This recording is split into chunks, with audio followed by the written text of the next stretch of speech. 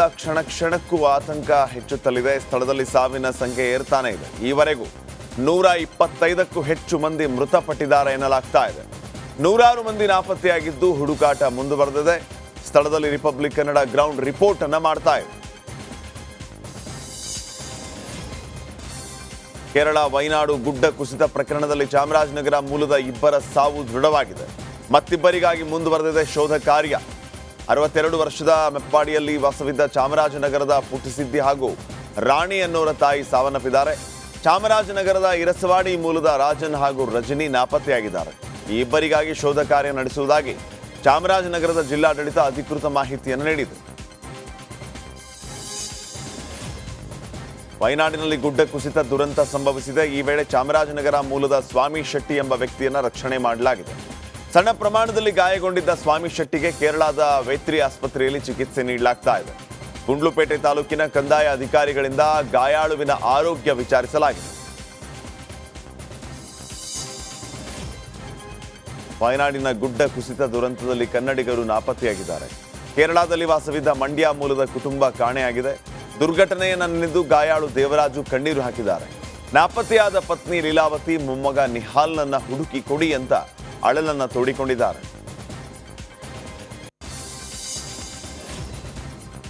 ದಕ್ಷಿಣ ಕನ್ನಡ ಜಿಲ್ಲೆಯಲ್ಲಿ ಮಳೆಯ ಅಬ್ಬರ ಮತ್ತೆ ಮುಂದುವರೆದಿದೆ. ಜಿಲ್ಲೆಯಲ್ಲಿ ನಿರಂತರ ಧಾರಾಕಾರ ಮಳೆ ಆಗ್ತಾ ಇದ್ದು ನದಿಗಳು ಅಪಾಯ ಮಟ್ಟದಲ್ಲಿ ಹರಿತಾ ಇದೆ. ಬಂಟ್ವಾಳದ ಹಲವು ಮನೆಗಳು ಮುಳುಗಡೆಯಾಗಿ ಜನಜೀವನ ಅಸ್ತವ್ಯಸ್ತವಾಗಿದೆ. ರಾಜ್ಯದ ಕರಾವಳಿಯಲ್ಲಿ ವರುಣಾರ್ಭಟ ಮತ್ತೆ ಮುಂದುವರೆದಿದೆ. ದಕ್ಷಿಣ ಕನ್ನಡ ಜಿಲ್ಲೆಯಲ್ಲಿ ಭಾರಿ ಮಳೆ ಆಗ್ತಾ ಇದ್ದು ಹಲವು ಕಡೆಗಳಲ್ಲಿ ರಸ್ತೆ ಸಂಪರ್ಕ ಕಡಿತವಾಗಿದ್ದು ಮನೆಗಳು ಮುಳುಗಡೆ ಆಗ್ತಾ ಇದೆ. ನದಿಯ ಪಕ್ಕದಲ್ಲಿ ಅಲ್ಲ, ಒಂದು 100 ಮೀಟ್ರ್ ದೂರ ಇದ್ದೇವೆ. ಏನಂದರೆ ಇಲ್ಲಿಗೆ ನಮಗೆ ಒಂದು ಮಾರ್ಗ, ನಾನು ಒಂದು 10 ವರ್ಷದಿಂದ ನಾವು ಅದಕ್ಕೆ ಅಪ್ಲೈ ಮಾಡ್ತಾ ಇದ್ದೇವೆ. ಮೇಲೆ ಏನು ನೆರೆ ಪರಿಹಾರ ರಸ್ತೆ ಅಂತ ಹೇಳ್ತಾರಲ್ಲ, ಅದು ಒಂದು 10 ವರ್ಷದಿಂದ ನಾವು ಇಲ್ಲಿ ಅರ್ಜಿ ಕೊಟ್ಟು ಇದು ಮಾಡಿದ್ದೇವೆ. ಇಷ್ಟರವರೆಗೆ ಆಗಲಿಲ್ಲ. ರಸ್ತೆ ಮಾಡಿದ್ದಾರೆ, ಆದರೆ ಅದು ತಗ್ಗಿನಲ್ಲೇ ಉಂಟು. ಪರಿಹಾರ ರಸ್ತೆ ಇದ್ದರೆ ಇಲ್ಲಿ ಆ ಕೆಳಗಡೆ ಹೋಗುವಾಗ, ಅಲ್ಲಿಂದ ಕೆಳಗಡೆ ಹೋಗುವಾಗ ಅಲ್ಲಿ ಮೋರಿ ಉಂಟು, ಅದು ಒಂದು 3 ಫೀಟ್ ಅಷ್ಟೇ ಇರೋದು. ಈ ನೀರು ಈಗ ಬಂದ ನೀರು ನೆರೆ ಹೋದರೂ ಇದು ಹೋಗಲ್ಲ ನಮಗೆ, ಅಂದರೆ ಅದು ಫುಲ್ ಬ್ಲಾಕ್ ಆಗಿರುತ್ತೆ. ನೀರು ಹೊರಗೆ ಹೋಗುವಾಗ ನಾಳೆ 1-2 ದಿವಸ ಹೋಗುತ್ತೆ. ಅದು ದೊಡ್ಡ ಸಮಸ್ಯೆ ಆಗಿದೆ ನಮಗೆ. ನೀರು ಹೇಗೂ ಇದಾಗಲಿಲ್ಲ, ಕುಡಿಯುವ ನೀರಿಗೆ ಯೋಗ್ಯತೆ ಇಲ್ಲ. ಈಗ ಎಷ್ಟು ಮಂದಿಯನ್ನು ಈಗಾಗಲೇ ಬೇರೆ ಕಡೆ ಶಿಫ್ಟ್ ಮಾಡಿ, ಈಗ ಒಂದು 8 ಮನೆ ತನಕ ನಾವು ಇಲ್ಲಿಂದ ಶಿಫ್ಟ್ ಆಗಿ. ಕೊಡಗಿನಲ್ಲಿ ಬಿಟ್ಟು ಬಿಡದೆ ಸುರಿದ ಮಳೆಗೆ ಕಾವೇರಿ ನದಿ ಅಪಾಯದ ಮಟ್ಟ ಮೀರಿ ಹರಿತಾ ಇದೆ. ನದಿ ಪಾತ್ರದ ಜನತೆ ಎಚ್ಚರಿಕೆಯಿಂದ ಇರಬೇಕು ಅಂತ ಸೂಚನೆ ನೀಡಿದೆ. ಸಿದ್ದಾಪುರ ಗ್ರಾಮ ಪಂಚಾಯಿತಿ ಕರಡಿಗೋಡುವಿನಲ್ಲಿ ವಾಹನದ ಮೂಲಕ ಅನೌನ್ಸ್ಮೆಂಟ್ ಮಾಡಲಾಗಿದೆ. ಮುಕ್ಕುಡ್ಲು ಮಕ್ಕಂದೂರು ಸೇತುವೆ ಜಲಾವೃತವಾಗಿದೆ. ನದಿ ಪಾತ್ರದ ಜನತೆಯ ಸ್ಥಳಾಂತರಕ್ಕೆ ಸಿದ್ಧತೆ ಮಾಡಲಾಗಿದೆ. ಜಿಲ್ಲಾಡಳಿತ, ತಾಲೂಕು ಆಡಳಿತ ಹಾಗೂ ಗ್ರಾಮ ಪಂಚಾಯಿತಿ ವತಿಯಿಂದ ತಿಳಿಸುವುದೇನೆಂದರೆ, ಭಾರಿ ಮಳೆಯಿಂದ ಕಾವೇರಿ ನದಿಯ ನೀರು ಉಕ್ಕಿ ಹರಿಯುತ್ತಿರುವುದರಿಂದ ಒಳಬದಿ ವಾಸವಾಗಿರುವ ಜನರು ಸುರಕ್ಷಿತವಾದ ಜಾಗಕ್ಕೆ ತೆರಳಬೇಕಾಗಿ ಈ ಮೂಲಕ ಕೋರಲಾಗಿದೆ. ಇದು ಜಿಲ್ಲಾಡಳಿತ, ತಾಲೂಕು ಆಡಳಿತ ಹಾಗೂ ಗ್ರಾಮ ಪಂಚಾಯಿತಿ ಸಿದ್ದಾಪುರ ಇವರ ಸಾರ್ವಜನಿಕ. 4 ವರ್ಷದ ಬಳಿಕ ನೇತ್ರಾವತಿ ಕುಮಾರಧಾರಾ ನದಿ ಸಂಗಮವಾಗಿದೆ. ಸಹಸ್ರಲಿಂಗೇಶ್ವರ ದೇವಳ ಮುಂಭಾಗದ ಧ್ವಜಸ್ತಂಭದ ಬಳಿ ವಿಶೇಷ ಪೂಜೆಯನ್ನು ಸಲ್ಲಿಸಲಾಯಿತು. ಪೂಜೆಯಲ್ಲಿ ಮಾಜಿ ಶಾಸಕ ಸಂಜೀವ್ ಮಠಂದೂರು, ಎಸಿ ಜುಬೇನ್ ಮೊಹಪತ್ರ, ತಹಸೀಲ್ದಾರ್ ಪುರಂದರ್ ಹೆಗಡೆ, ಹಿಂದೂ ಮುಖಂಡ ಅರುಣ್ ಕುಮಾರ್ ಪುತ್ತಿಲ ಭಾಗಿಯಾಗಿದ್ದರು. ಶಾಸಕ ಅಶೋಕ್ ಕುಮಾರ್ ರೈ ಬಾಗಿನ ಅರ್ಪಿಸಿದರು. 2 ನದಿಗಳು ಅಪಾಯದ ಮಟ್ಟ ಮೀರಿ ಹರಿದು ದೇವಸ್ಥಾನ ಪ್ರವೇಶ ಮಾಡಿವೆ.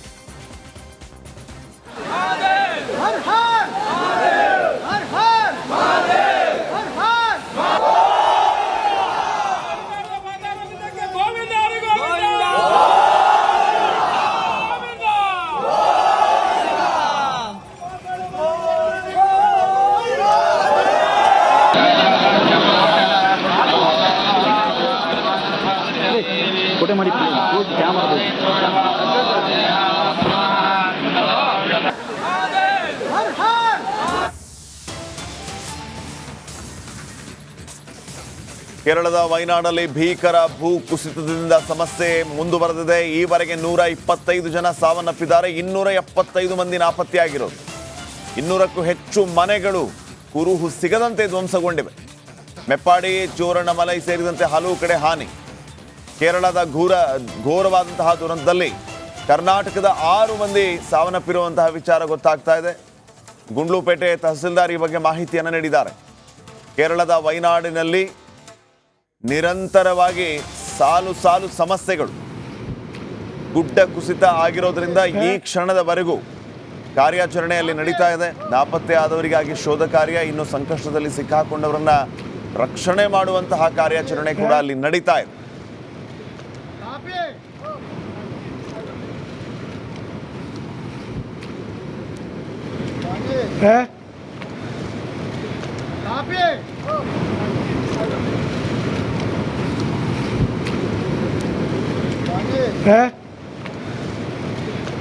ಕೇರಳದ ವಯನಾಡಿನ ಸುತ್ತಮುತ್ತ ಸದ್ಯಕ್ಕೆ ಯಾವ ರೀತಿಯ ಪರಿಸ್ಥಿತಿ ಇದೆ ಅನ್ನೋದನ್ನ ತಾವು ದೃಶ್ಯಗಳಲ್ಲಿಯೂ ಕೂಡ ಗಮನಿಸ್ತಾ ಇದ್ದೀರಿ. ಕಾರ್ಯಾಚರಣೆ ನಿರಂತರವಾಗಿ ಸಾಗ್ತಾ ಇದೆ. ಹಲವು ಗ್ರಾಮಗಳ ಸಂಪರ್ಕವೇ ಕಡಿತಗೊಂಡಿದೆ. ಅಲ್ಲಿಯೂ ಕೂಡ ಸೇನೆ ಈಗಾಗಲೇ ತಲುಪಿದೆ. ಅಲ್ಲಿದ್ದವರನ್ನ ರಕ್ಷಣೆ ಮಾಡುವಂತಹ ಕೆಲಸ ಆಗ್ತಾ ಇದೆ. ಈ ಒಂದು ದುರಂತದಲ್ಲಿ 100ಕ್ಕೂ ಹೆಚ್ಚು ಜನ ಸಾವನ್ನಪ್ಪಿದ್ದಾರೆ.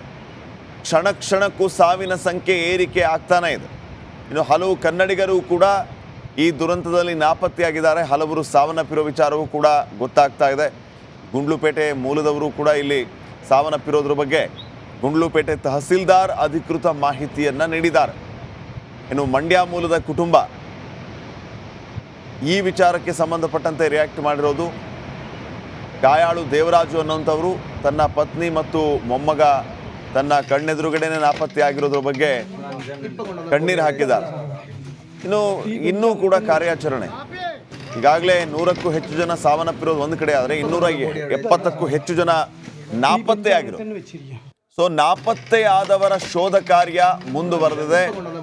ಮತ್ತೊಂದು ಕಡೆ ಯಾವೆಲ್ಲ ಗ್ರಾಮಗಳಲ್ಲಿ ಸದ್ಯಕ್ಕೆ ಸಂಪರ್ಕ ಮಾಡೋದಕ್ಕಾಗ್ತಾ ಇಲ್ವೋ, ಯಾವೆಲ್ಲ ಗ್ರಾಮದಲ್ಲಿ ಇನ್ನೂ ಜನ ಸಿಕ್ಕಾಕೊಂಡಿದ್ದಾರೋ ಅವರನ್ನ ಸುರಕ್ಷಿತ ಸ್ಥಳಕ್ಕೆ ಶಿಫ್ಟ್ ಮಾಡುವಂತಹ ಕೆಲಸವೂ ಕೂಡ ಈಗಾಗಲೇ ಆಯಾ ಜಿಲ್ಲಾಡಳಿತದಿಂದ ಆಗ್ತಾ ಇದೆ.